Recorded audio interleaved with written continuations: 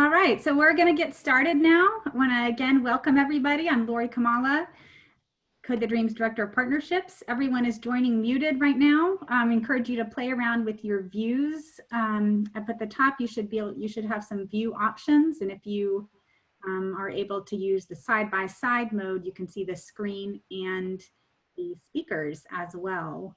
We're going to hear from our executive director and a board member first, and then get right into our demos. We encourage you to ask questions in the Q&A panel. Everyone is muted again, and only the panelists will be able to see the questions, but we will definitely make sure we try and get to all of them. Just feel free to ask questions throughout the time. Okay, I'm going to go ahead and turn it over to our Executive Director, Dan Rearick. Thanks, Lori.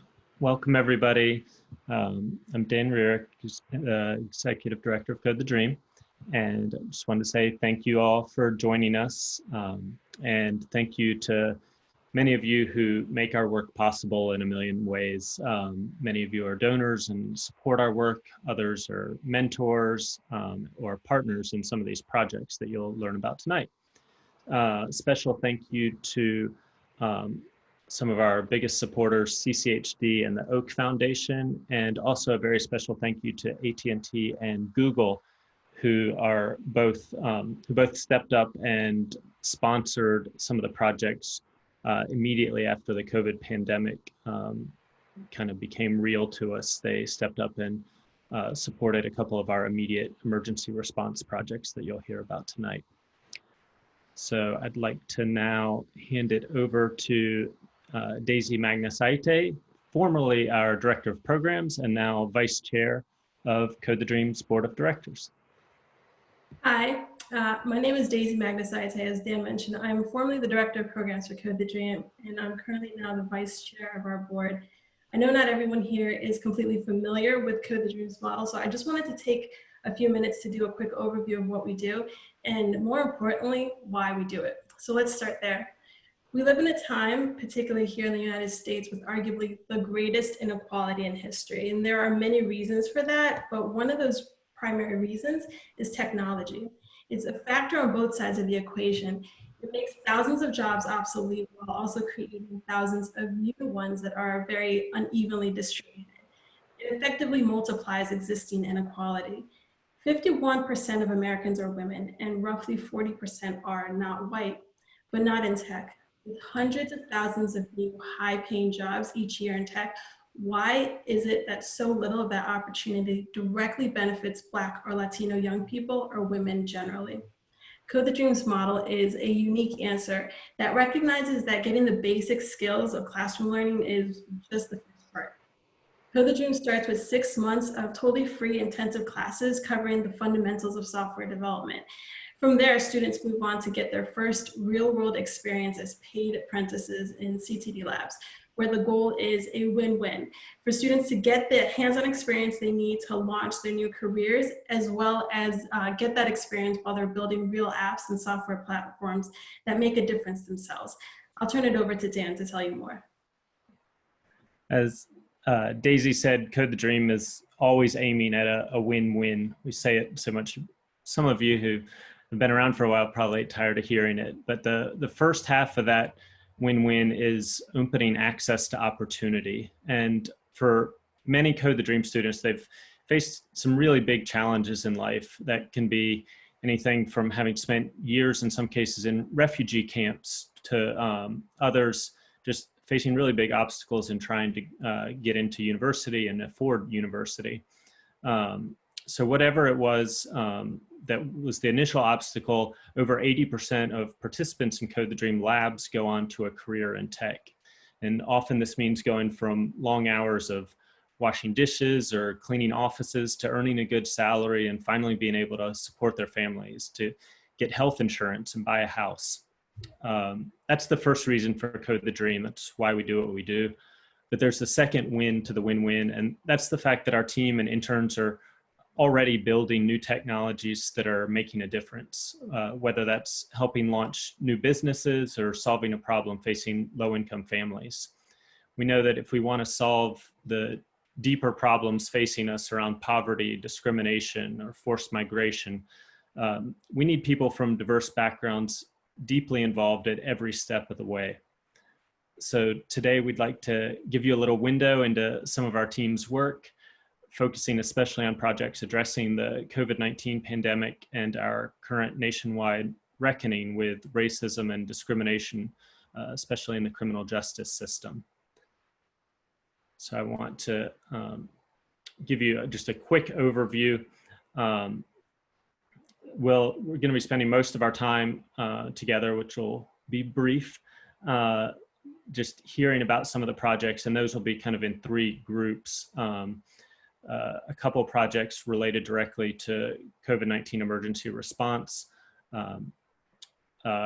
One project that has grown immensely over the last couple of years related to racial justice and criminal justice reform. And then a couple more projects that are some of our largest and more exciting projects. I take that back, they're all exciting, related to access to healthcare innovation.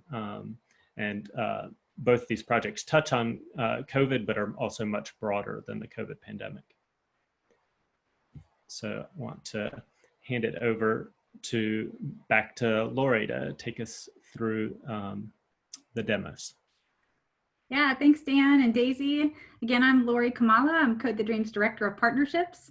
I've been with Code the Dream for about a year now, and that's after about 20 years of working in nonprofit organizations in North Carolina, primarily in the immigrant rights movement. And I feel really privileged to be learning to code right alongside our students. One of my favorite things about Code the Dream is a sense of community that we've built and the way we support each other. And another one is watching our interns and our staffers demonstrate the incredible work they do. So that's what we're going to get to see now. Again, please, as we go on throughout the entire presentation, please feel free to go ahead and submit questions in the Q&A panel, which hopefully you see there at the bottom. And we're going to take a couple questions after each demo, and hopefully we should be able to get to everything. So let's go on to our first demo. We are going to hear about efforts to respond to the COVID-19 crisis, the emergency response projects, and one of our lead mentors, Tom Rao, is going to introduce those projects. So over to you, Tom. Thanks, Lori. Yeah, my name is Tom Rao. My background is in front-end development, digital strategy, and user experience design. I guess I've been doing that predominantly for about 10 years. And I've been at Code the Dream for a little over a year as a mentor and front-end developer.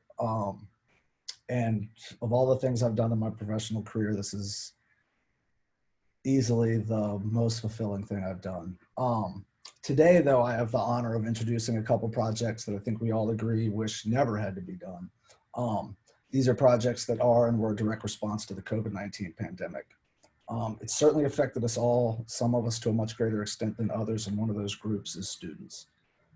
When public schools across America shut down in March, millions of students from lower income families lost access to the free or reduced cost meals that they depended on.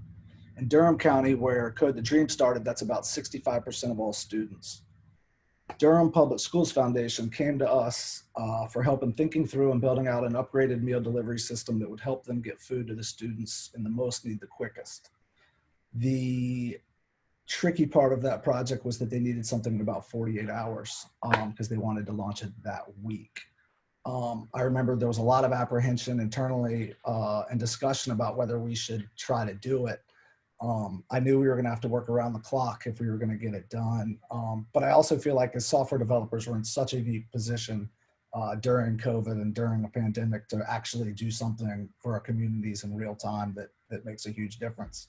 And at the time, I remember thinking it definitely would beat sitting around watching the news until 3 a.m. and being terrified. So anyway, I called one of Code the Dream's rising stars and recent Durham Public Schools graduate, Andrea Hernandez. And I told her about the project. She asked me when it was going to start, and I told her now. And she asked when it was going to be done, and I told her Thursday. She, without hesitating, said, yeah, let's go. And I'll let her tell you the rest. Andrea. Hey everyone, my name is Andrea, like Tom mentioned. A little bit about myself. I'm originally from Mexico and came to the US when I was a year old. I'm currently a DACA recipient, and I've been living in Durham, North Carolina since I was a year old. I started taking classes at Code the Dream right after graduating from high school. This was back in 2017. And during my time taking classes, I really ended up enjoying coding. And so after completing the classes at Code the Dream, I got the opportunity to work here as an intern, and now I'm currently working here as a full-time software developer. And so the project I'll be getting to talk about today is particularly meaningful to me because it is an app that was used to help students from the school district that I grew up going to. So I am now actually going to pass it off to my past self that will start talking a little bit more about the app.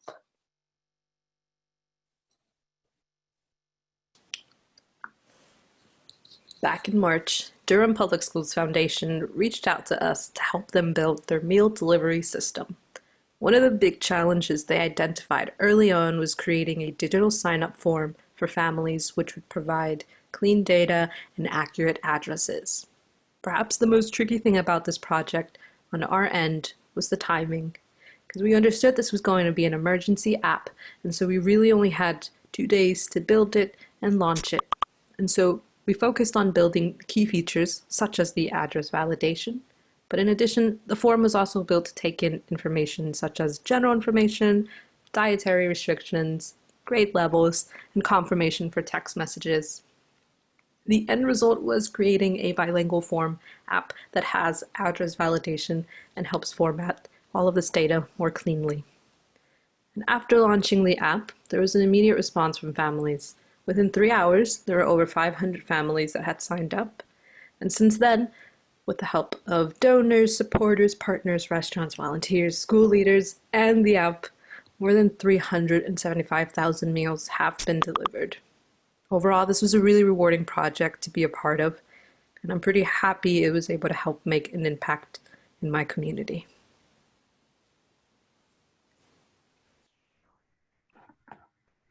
Cool. Thank you, Andrea. Both Andreas. About the same time, we were working on that project in the first few weeks of the pandemic, which in retrospect seems like it was about 25 years ago. New information about COVID was still pouring in.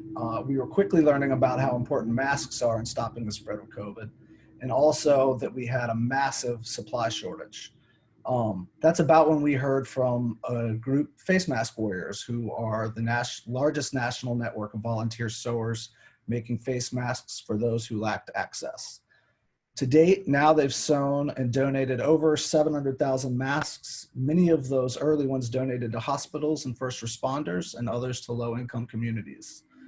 Alejandro Rodriguez, who runs many of our web design projects, took the lead on this project and is going to fill you in on how we delivered them a website to address the issues of a network that grew from a small Facebook group to a group of tens of thousands of people in a couple short weeks. Alex. Thanks, Tom. Hi, everybody. My name is Alex Rodriguez. I live in Cary, North Carolina, near Raleigh. I'm originally from Mexico. I've been in the US for about 17 years now. After high school, I didn't have many opportunities because there was no DACA at the time. So I had to work multiple jobs just to make ends meet. But then I learned about Code the Dream, and I took the classes. And for the past 2 years, I've been working full-time at Code the Dream, building websites for nonprofits, businesses, and community groups. So as you'll know, back in March, when the pandemic was just starting, there were not enough face masks. So I was excited to work with Face Mask Warriors. My mentor, Chris, and I worked for 2 days straight to get the site done. It was hard work, but I was very happy to make a difference. So now I'm going to show you the site.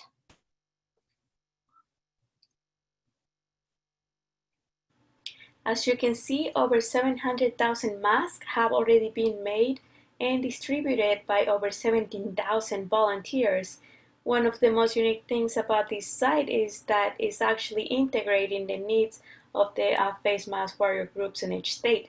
so more than 50 different groups. And it was very important to them that the website provide a way to connect with each individual group. So here you can connect to the Facebook groups in each state. And over here is where you can request masks, volunteer to make masks, or become a drop site or runner. And each state has its own database for volunteers. And we help them find ways to integrate their data for national reporting while also maintaining local control over the individual database. So for example, if you want to volunteer to create masks, you choose your state. Once you submit this form, the data goes to an online database called Airtable, where the local coordinators can connect to the volunteers. Another features in the site include a collection of news items, a way to donate, and a page that shows volunteers how to make masks. We are excited to continue working with Face Mask Warriors to help get masks for everyone in the country. Thank you. So even though we just had a small part, we are really proud to have been involved in some effort to respond to the COVID-19 crisis. And through efforts like Andrea and Tom's work with the Durham Public School Foundation to make sure all the kids get fed, and efforts like my building the website for Face Mask Warriors, we hope that we can help to make a difference in these challenging times. Thank you. Thank you so much, Alex, and Andrea and Tom. It was awesome. We're so grateful for all your work. Now is a great time. If people have questions, please go ahead and submit them. I don't see any coming in yet, but please feel free to continue to ask questions or put them in the Q&A. For right now, we'll go ahead and if anyone has questions for Alex, Andrea, or Tom later on, we can always come back to that. Okay, we're going to move on now, and I'm actually going to introduce the next project, which is featuring our lead developer, Cruz Nunez, and this one is called North Carolina Fair Chance.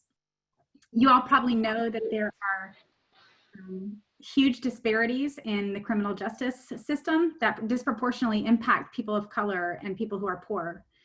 For example, Black folks are arrested at 5 to 10 times the rate of whites. And this means that more people of color end up with records, the arrest records and criminal backgrounds. And that's true even if you were never actually convicted. In many states, including North Carolina, even charges that were dismissed or where you were found not guilty, those charges actually stay on your record forever, just sort of waiting for that next potential employer to find them. So because of this, even just traffic offenses can spiral into much bigger problems. A speeding ticket that someone can't afford to pay then becomes a suspended license, making day-to-day life that much harder. And again, making it that much harder to get a job or keep a job. So for low-income folks, even minor legal problems can end up impacting the most basic human needs, like your housing, your healthcare, your safety, your economic stability, and your family structure. So that's where North Carolina Fair Chance comes in. This is a huge expansion of a project that Code the Dream first worked on a couple of years ago that Cruz also built. And so now we're taking it from one county to actually a statewide level, making driver's license restoration and the expungement of minor criminal records available to over 1 million people. This project is based on the premise that a person should not lose their driver's license forever simply because they can't afford to pay court costs and fines. And also, NC Fair Chance will be alerting North Carolinians when they have dismissed or not guilty charges that are eligible to be expunged, so they can get those records cleared, as well as offering guidance about that expungement process. So I want to introduce Cruz Nunez to tell us more about this project. Thanks so much, Lori. That was a great introduction. So hello, everyone.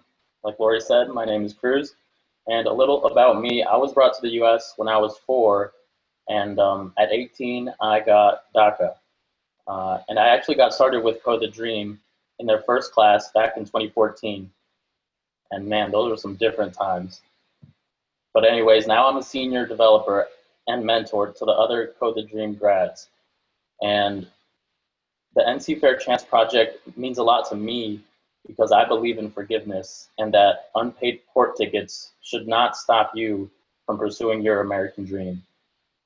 Now, if we can roll the video, I'll show you guys a quick demo of NC Fair Chance. Now, you can find this project at ncfairchance.org.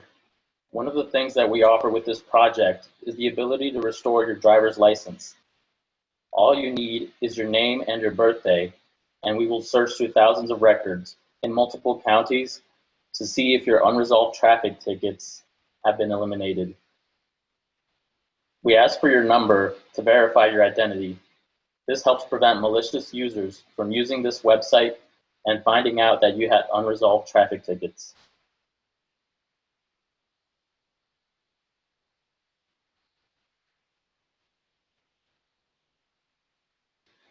Once verified, you can see your official relief letter on the web or in PDF format available for download.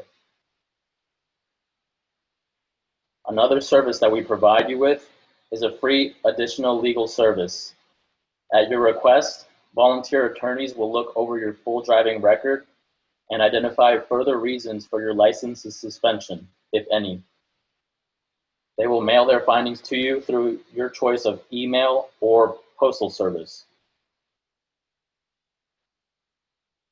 And that's pretty much it. But remember that we don't forgive the old blemishes on your record, but we do make learning that you were forgiven accessible. Thank you. And to close this out, we have a quote from Chief Justice Beasley. If we can bring that up. Quote says, "Grace and redemption are key components of any just society. In North Carolina, 1 out of every 5 people have a criminal record. One criminal charge, even when ultimately dismissed or found not guilty, can start a cycle of poverty and hardship that have lasting impacts on the person charged, their family, and their entire community. By clearing dismissed and not guilty charges through expungement and restoring driver's licenses, we can help our neighbors get back to work, find housing, and take care of their families. Everyone deserves grace and a fair chance, and we are committed to helping all North Carolinians reach their full potential." Thank you.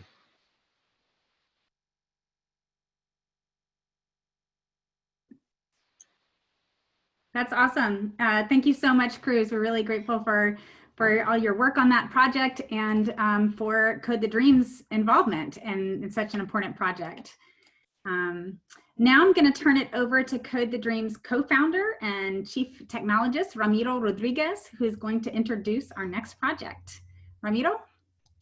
Lori, there is a question for Cruz. Oh, great. Go ahead. How many licenses have been restored? As of now, we're integrating this project county by county, and only 2 counties have fully forgiven people's driving records, and that number totals to over 16,000 people.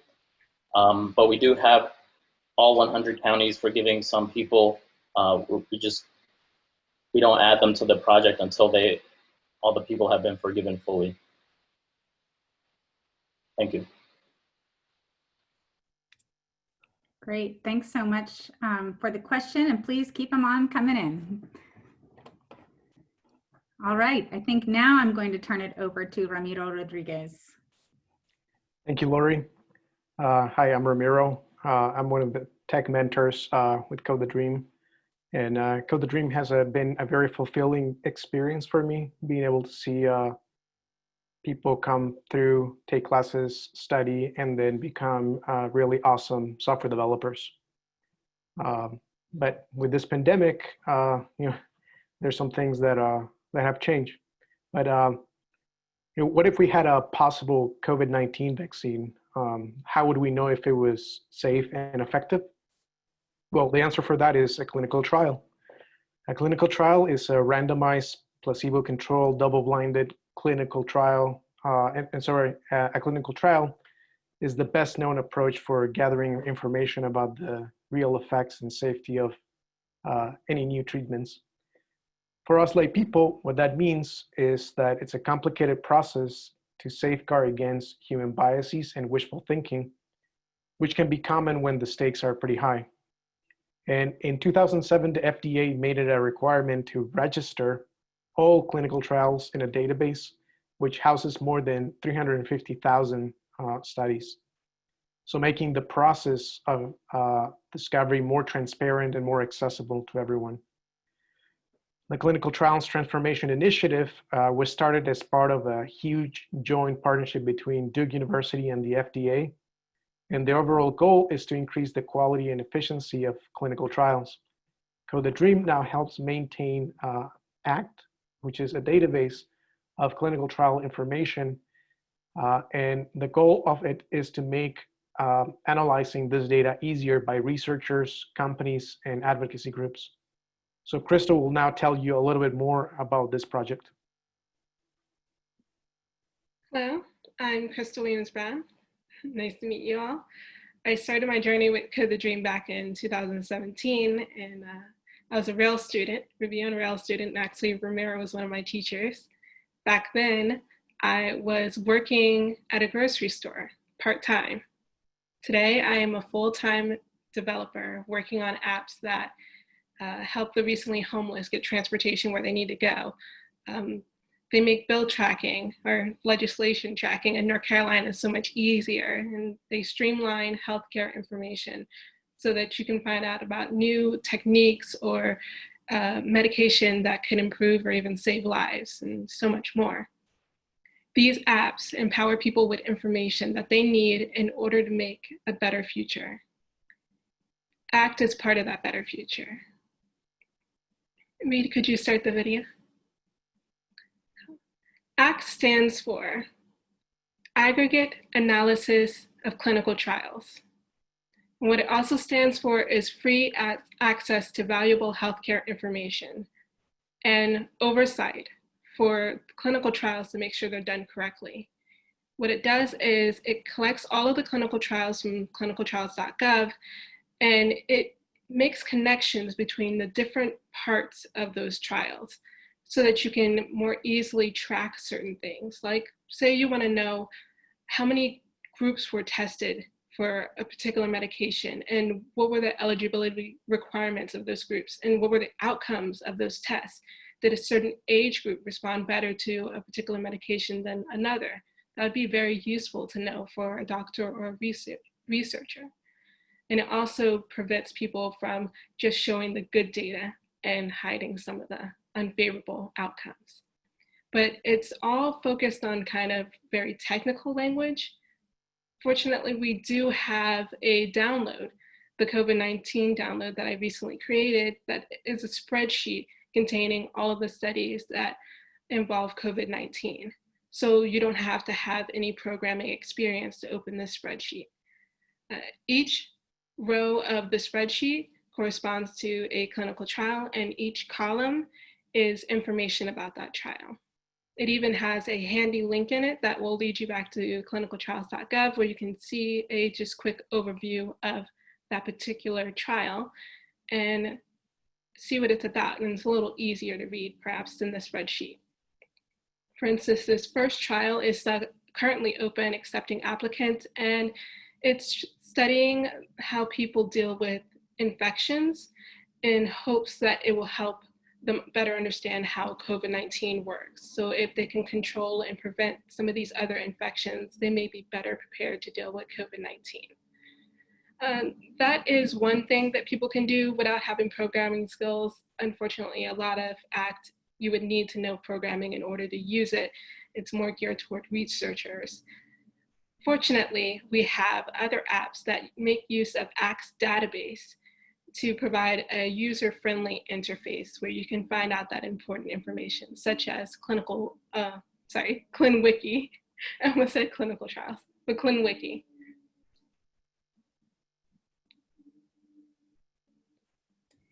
Awesome. Thank you so much, Crystal. We have a question for you. Did you have any problems with the quality of the data in the Federal Clinical Trials database that you had to work around in designing the app?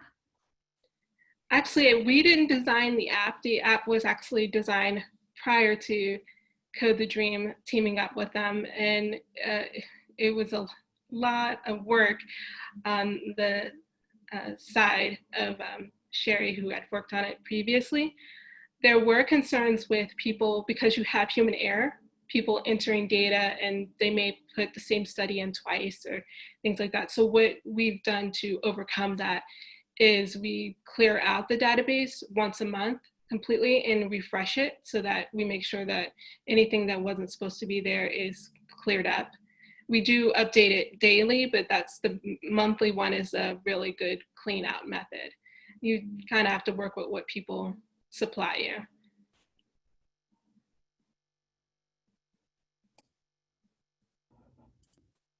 Thanks, Crystal. I think we're gonna take it back to Ramiro now. Thank you, Lori. So now imagine that instead of being a professional researcher combing through tons of data about clinical trials, you're a doctor that's trying to help a late-stage cancer patient that has very few options.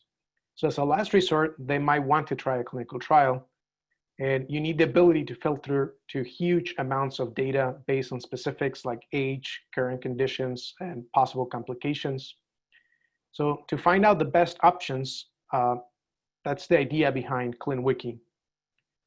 As the name implies, ClintWiki, like Wikipedia, is meant to incentivize doctors, disease advocacy groups, and patients to better organize clinical trial data so that it can be used by more people to match patients in clinical trials. So Brian and Tony will now walk you through a little bit of ClintWiki, focusing specifically on COVID-19 studies. Thanks so much, Ramiro. Again, everyone, my name is Brian. My story kind of dates back to the inception of DACA. As like many others, I was one of the hundreds of thousands who directly benefited from the program. And for me, I think this really evened out the playing field when it came to education, and it ultimately allowed me to get my bachelor's in business administration. However, during my time at the university, I did also pursue a computer science degree, which I was introduced to software development, and that's really where my interest initially sparked. Fast forward, post-graduation, I came back to the university to speak as an alumni, specifically about life after college as a DACA recipient. And after the panel, I was approached by a soon-to-be graduate who was looking to network and gain a little bit of advice. He was actually the one that introduced me to CTD, and through some odd twists of fate, fast forward to today, we're both here interning at a great company whose ideals and goals hit real close to home. And we're building some great software for good. So huge shout out to Rod and the CTD team. That pretty much wraps it up as far as my personal story. I'll be handling it off to Tony, who will be talking to you about himself. He was an essential member of the ClintWiki team as well. Hey everyone, my name is Tony. While attending community college for mobile application development, I learned about Code the Dream, and learned that their organization was helping people in the real world. So I actually started Code the Dream in April of 2019, and my expectation was that our project would help people, and every project that I've worked on has had a positive effect on the community. My first big project at Code the Dream was an app for outreach for migrant farm workers, and the most current project, ClintWiki, helps everyday people and doctors sort through clinical trial data and potentially find trials. Without knowing SQL, it has a very nice interface for anybody to use. So I'm going to pass it off to the video.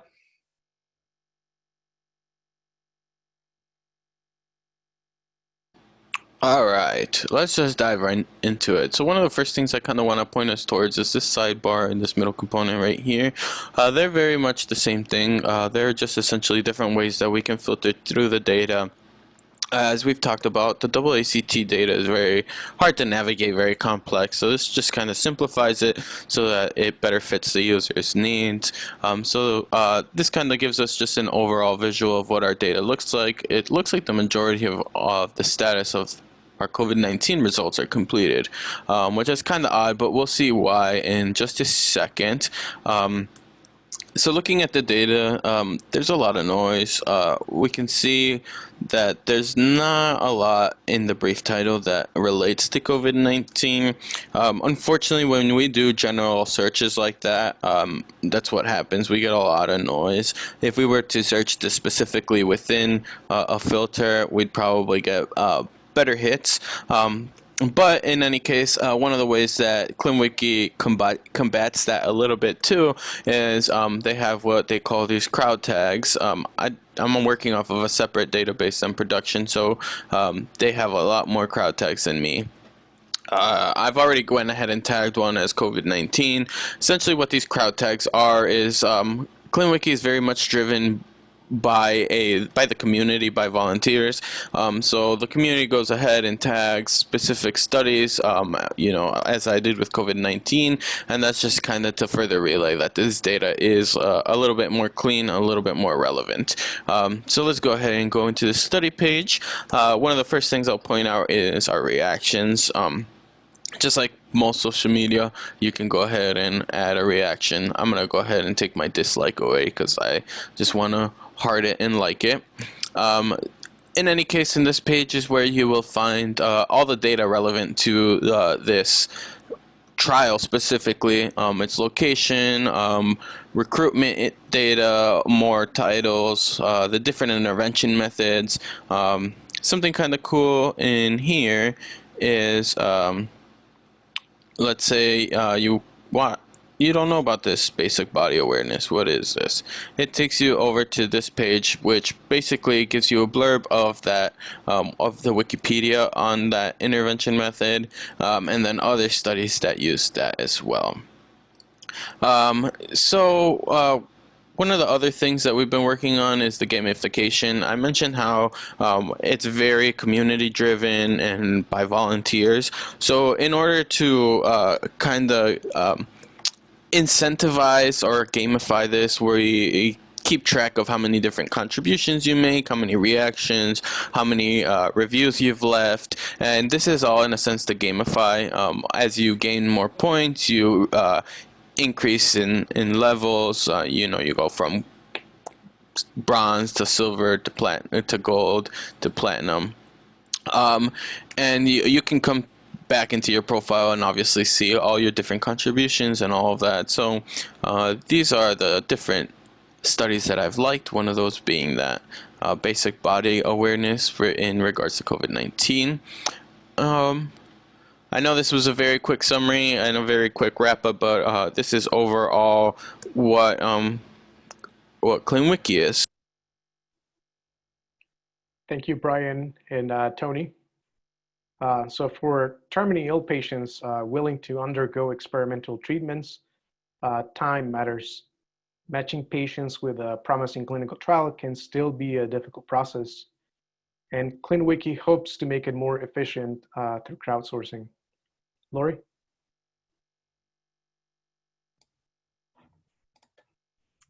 Hi there, great. Thank you so much, Ramiro. Thank you, Tony and Brian, for all your great work. I think now is the time if we have more questions. Let me navigate over to that panel. Let's see. Okay, right now we don't have any more particular questions about the projects, but we do have some questions about our program in general. So I think I'll turn it back over to Dan, and I'll go ahead and ask. Dan, can you share a little, and if anyone has additional questions about any of our projects, feel free to go ahead and continue to ask them. But we do have some other questions in here. Dan, can you share what are Code the Dream's measures of success and how are we doing on those? That is a good question. So we, at the outset, we talked about how Code the Dream is always aiming for this win-win, and the two kind of main things that we're always trying to measure are the impact in opening up opportunity for participants in Code the Dream, as well as the overall impact of the projects that we work on. In many ways, the level of opportunity that's been opened up to folks who participate in Code the Dream, I'll say throughout most of the history, the short history of Code the Dream, we started with a pilot project back in 2015, and we've just been rapidly growing since then. Throughout most of that time, the opportunities that have opened up to people have totally exceeded all our expectations. So we tend to look at how many folks get jobs, the quality of those jobs.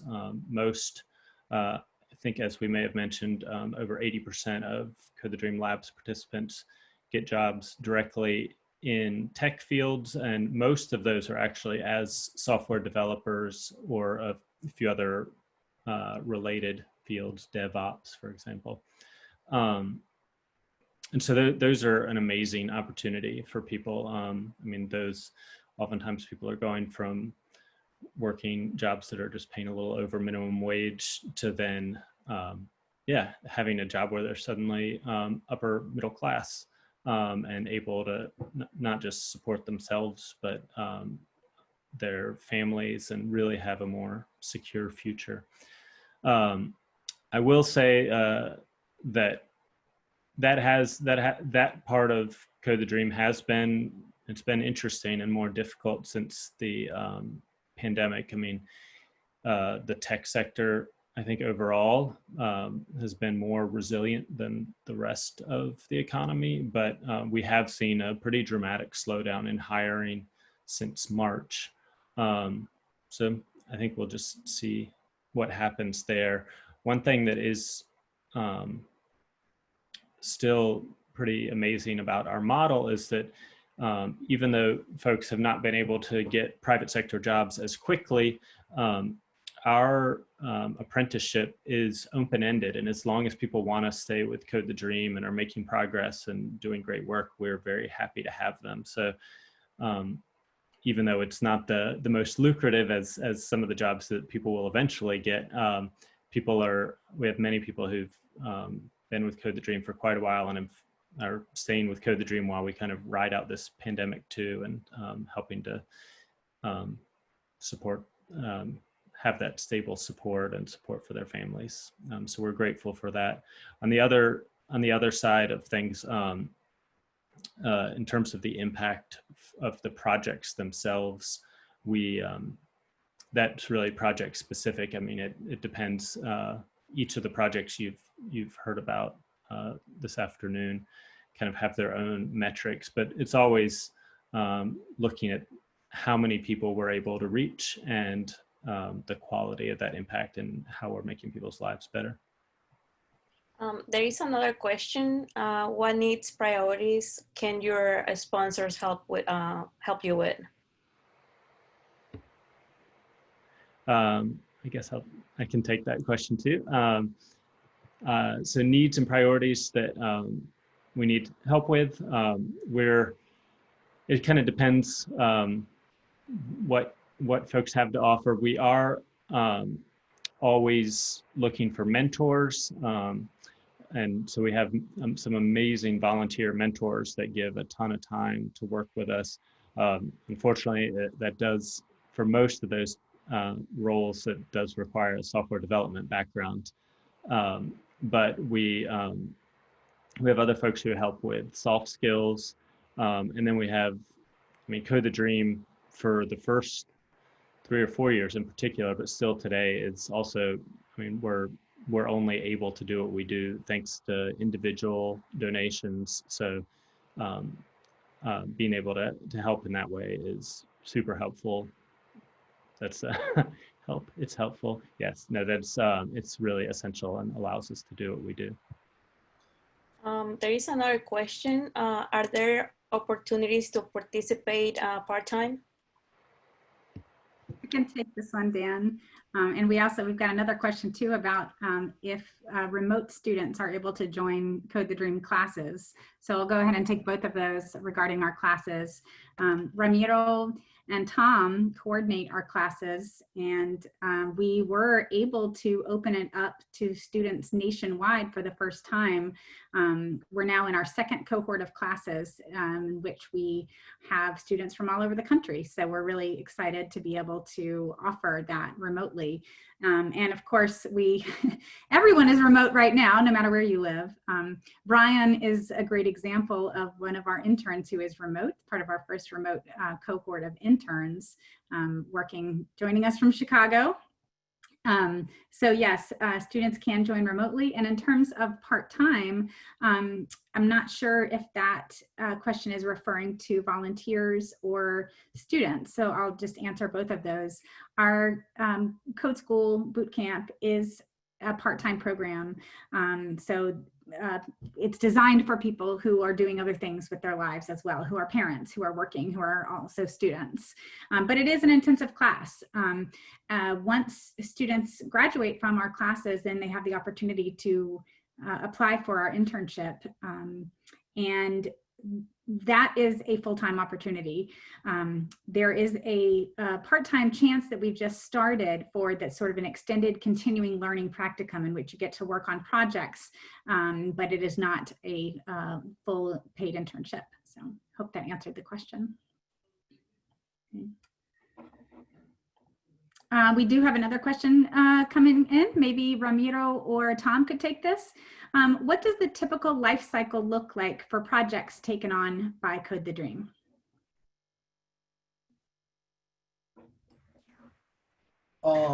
Sure. So I guess it really varies from project to project, but usually it starts with someone reaching out to us or a connection that we have. And Ramiro, feel free to jump in here whenever you want when I either forget something or whatever. But yeah, so we have a contact with an organization or maybe a startup company. They have a need. There's usually a period of discovery and kind of phone calls, some sort of project management board that we go through to kind of just assess what a solution might look like. And so that's for a project that hasn't started. And so for like a brand new project. And then we usually assess what kind of and how many resources and developers it'll take and how long we think it's going to take. And then if that project moves forward, then we find who on our team we think is most suited to work on that project. And then we work on it for the life cycle of the project. Sometimes that means we stop at a specific point and hand it over to the client. Sometimes we are the full support moving forward for however long that project exists. So that's for a new project. For an existing project, like ClintWiki's one that came to us that was already built, then it's just kind of a matter of figuring out how we fit into their existing structure and trying to work in however the client needs. Usually that's X amount of developers working X amount of time per week on it and trying to fulfill certain goals. So we're really flexible, I think, in that way. Thank Yeah, you, Tom. I think you got it, Tom. Sorry. No, I was going to say that explains it perfectly. Yeah. There is another question for Andrea. Is the food delivery app still going? And what other projects have you worked on at Code the Dream? Food delivery is still going. From what I'm aware, at least they are still delivering over 1,000 meals each week. And as far as other projects that I've worked on, it's kind of tough to remember all of these, but it's like a combination of, I've been able to work on a few projects. One that's involved a rideshare app that helps folks be able to get free rides, whether it's a need for like a job interview or something simple as being able to get food or groceries when you just don't have the greatest access to transportation. Another one was an app called Conectate Carolina, which is primarily geared towards farm workers to be able to help them have better access to just all sorts of resources, whether it be for translation, legal aid, healthcare, job searching, so many other resources.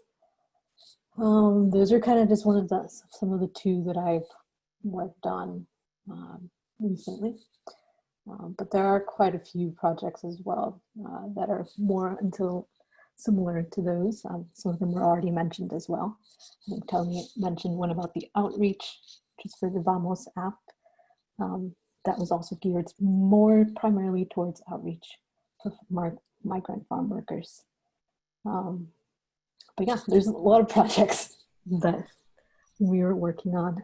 It's super exciting to get to work on all of these cool projects. Thank you so much, Andrea, and to everyone.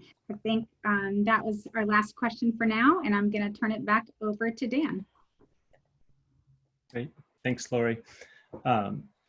Yeah, one thing that I think might be helpful, just so people have in thinking about a number of these last few questions, is Code the Dream is a little unique in that we do only work in certain programming languages, certain tech stacks, as people say, but we are fairly broad in the scope of the projects that we work on. So the life cycle of one project, I mean, we may have a project at the most extreme, the meal delivery, getting something launched within a period of days is very unique. But we have some projects that do launch within a period of days or weeks, and we have other projects where it's expected that it'll be almost a full year of development. And part of that is just the complexity of the project, but it's also the fact that we do everything from some fairly straightforward web design projects all the way up to fairly complex web and mobile app development, where there's often a shared database and a web platform and a mobile app that are all working from that same database and API. So it is a very wide range. But I did want to go ahead and just wrap things up. I really appreciate all of you joining us.